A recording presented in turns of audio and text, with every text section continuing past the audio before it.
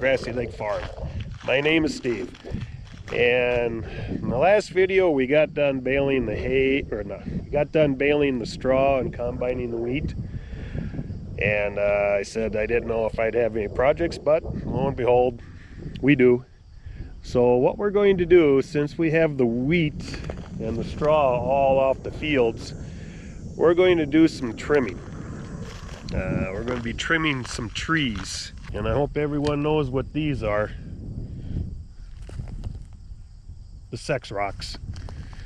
Dug them out last week, so dug them out right there.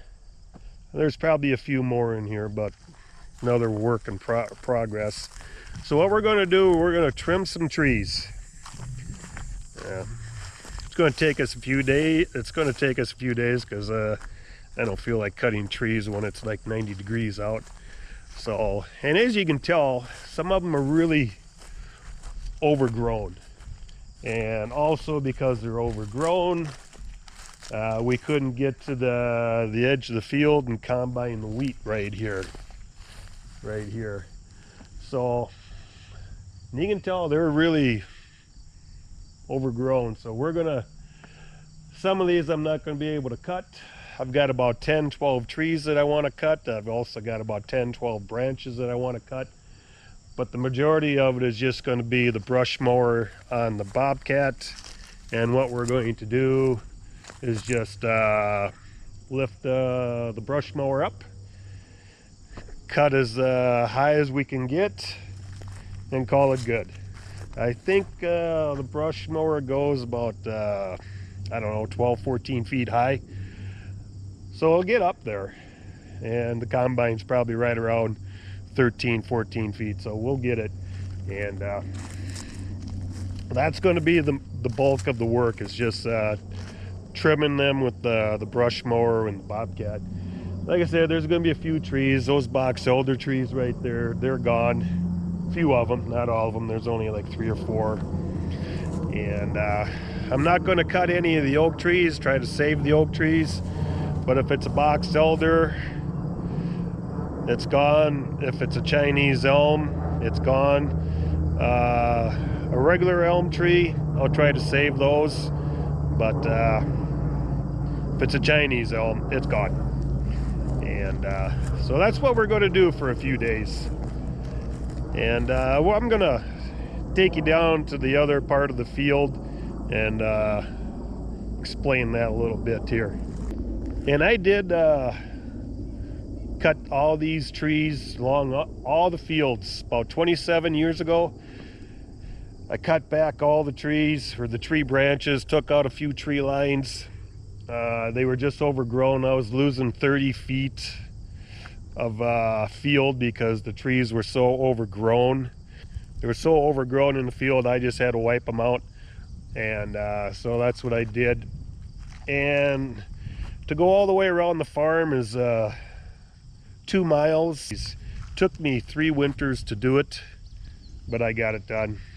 And what I did then is I just cut them, pushed them all in a pile, set a fire to them in the spring, and they were all gone. If I had any logs left, I just pushed them off to the side. So we don't have to do that. It's not that bad, but we still have to cut the branches down, you know, just to get it back towards the edge of the field. And then when we do the beans later on in the fall, it's going to be the same thing, but it's only maybe a quarter of a mile, so it won't take much at all for that. So anyway, let's go down to the other part of the field. This is the other part of the fields, or the tree lines, that we have to do. So we're going to start way up there, and then we're just going to come down here. It's about a quarter of a mile from that tree line all the way down to that tree line, and then it's a little less than a quarter of a mile up to the edge of the wheat field.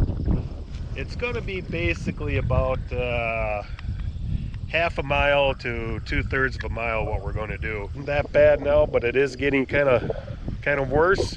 So we're just going to trim the stuff back. That way the equipment doesn't get all dented and scratched and everything, and we can get closer to the edge of the field and be able to harvest more of the crop. So that's our project for the next, could be 2 weeks, could be 3 weeks, could be just a week. Welcome back, everyone. We're in day 2 of the trimming of the brush. Actually, it could be like the first day because we actually haven't even done anything. All we've done is just do a little recon, and I've already counted. I have to cut like about 13 trees down, and maybe that many branches. We'll see. Some of the branches I'm not going to be able to get at, and I probably won't videotape any of the branches because it's not going to be OSHA approved. And you know, farms aren't governed by OSHA, but we still follow certain safety precautions, don't get me wrong. And when you're operating a chainsaw, it's a dangerous thing. So we are going to do a few precautions. A couple of things that I do, that the least things that I do for running a chainsaw. One is to kind of have glasses. These aren't safety glasses, but they'll have to do. I do wear earplugs right here, so that'll help.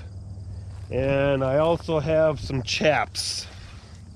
And chaps to me are the most important thing.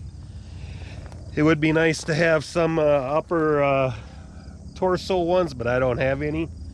But these are the 3 things that I always have when I operate the chainsaw. So we're going to get going.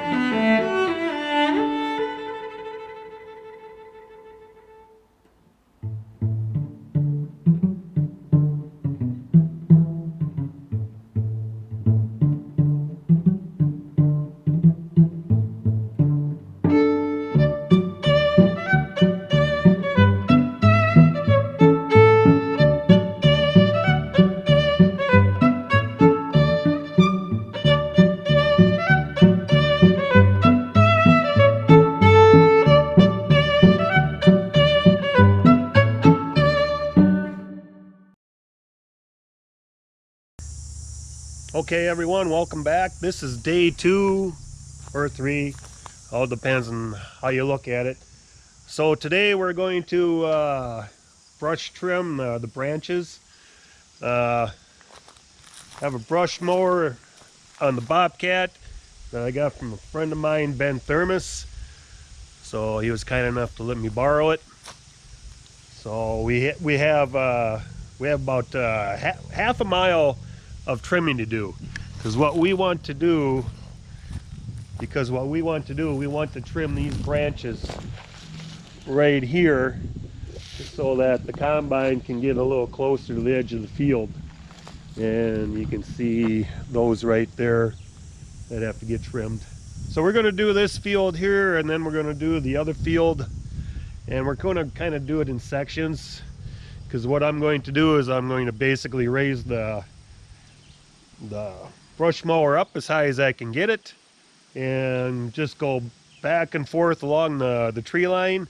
And then every once in a while I'll have to go into the tree line, you know, if I have to get a low hanging branch like these here. This field here should be relatively easy because you can tell I really cleaned it out quite a bit.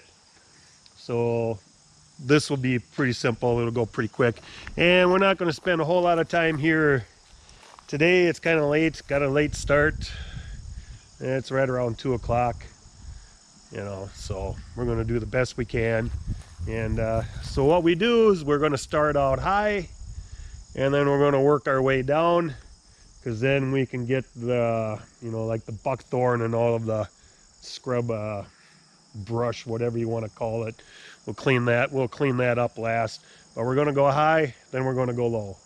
So let's get going.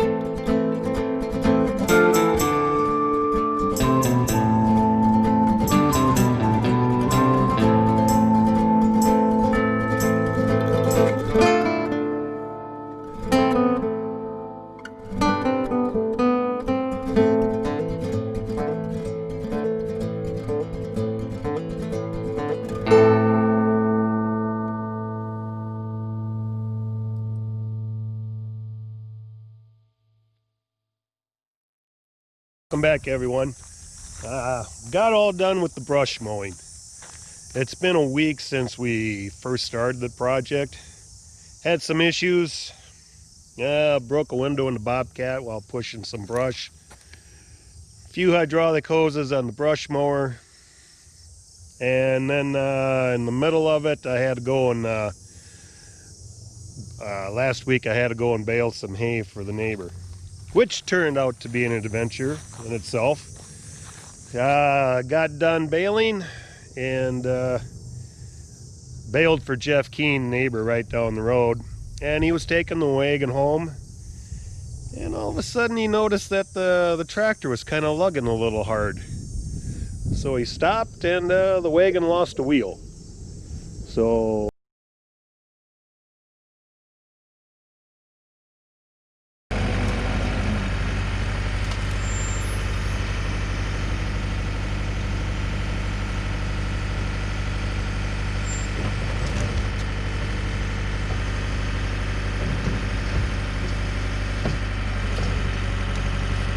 he got the front end loader, lifted the wagon up, got it into the yard, then he went back to look for the tire.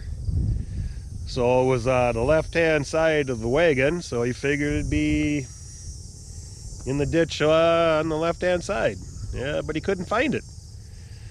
So then he noticed a trail going through the weeds on the other side of the road. And where the trail went down 20 to 30 feet into the lake. And that's where the tire was. So I'm not sure if Jeff and his son Nick was able to get it from the shore, or if they had to get the boat to get the tire out of the water. But we just have to order parts to fix it, and we'll get it going here in a little while. Whatever. Always some adventure. But anyway, so we got done trimming the trees along the fields. So if you can see way over there, by the way, I have three wood piles. This one, that one right there, and then there's one up the hill between the woods. There's another one there. That's kind of a big one. Anyway, so like I told you before, round trip, it's basically a half a mile. 3 or 4 trees, and you can see it's made a big difference. Just right in here, you can see where the sun is shining, and it's right around noon. Before it was more over there, but you can see there's one tree, this tree right here, but I'm not going to cut that tree. That's actually a box elder tree, and for some reason that thing is as straight as can be. Usually box elder trees don't go straight. So anyway, so that's going to be it for this video. So we did some brush trimming, baled some small square bales for the neighbor Jeff Keene, and that's about it for this one. I just want to thank everyone for watching. Please hit the subscribe button. Give it a thumbs up, thumbs down. Like I say, negative feedback is greatly appreciated. So until we see each other again, have a good week, day, month, whatever it is.